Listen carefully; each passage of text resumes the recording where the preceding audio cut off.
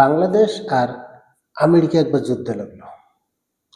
তো অনেক যুদ্ধ চলতেছে, দুই পক্ষ দূরে দূরে থেকে গোলাগুলি হচ্ছে।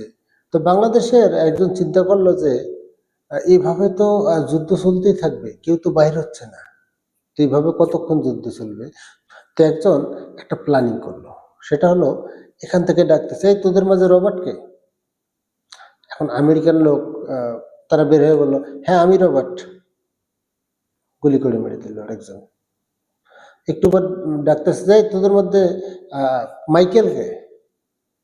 তো একজন সৈন্য বাইর হলো যে আমি মাইকেল। তখন আরেকজন গুলি করে মেরে দিল।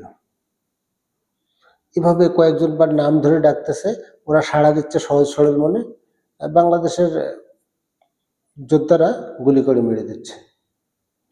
এভাবে কিছু লোক মারা যাওয়ার পরে আমেরিকানরা ভাবলো, হায় হায়, এটা তো অনেক সমস্যা, এখন কি করা যায়। তখন ওরা এই বুদ্ধিটা রিভার্স করলো, অর্থাৎ ওরা ডাকতেছে, এই তোদের মধ্যে কুদ্দুসকে।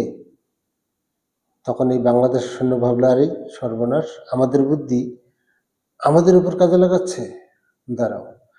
তখন বাংলাদেশের এক সৈন্য বলে উঠলো, এই তোদের মধ্যে কুদ্দুসকে ডাকলো কে? তখন আমেরিকান যে ডাকছে সে বলল, আমি ডাকছি। গুলি করে মেরে দিল।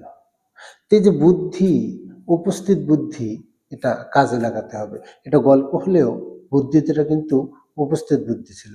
আপনি মাঝে মাঝে এমন কিছু সমস্যায় পড়বেন, এমন কিছু মানে বিপদের সম্মুখীন হবেন, যেখানে আপনার ঠান্ডা মাথায় উপস্থিত বুদ্ধির জোরে আপনি বাঁচতে পারেন। আপনার যদি উপস্থিত বুদ্ধি অনেক ভালো থাকে, তাহলে আপনি যে কোনো বিপদ থেকে সাময়িকভাবে মুক্তি পেতে পারেন। তবে বিপদ থেকে একদম পুরোপুরিভাবে মুক্ত থাকতে চাইলে আপনাকে জ্ঞান অর্জন করতে হবে। আপনার যত বেশি জ্ঞান থাকবে, আপনি তত বেশি বিপদ থেকে মুক্তি পেতে পারবেন। আর জ্ঞান অর্জনের অন্যতম উপায় হলো বই পড়া। বই পড়ুন, ভালো থাকুন, সুস্থ থাকুন। আল্লাহ হাফেজ।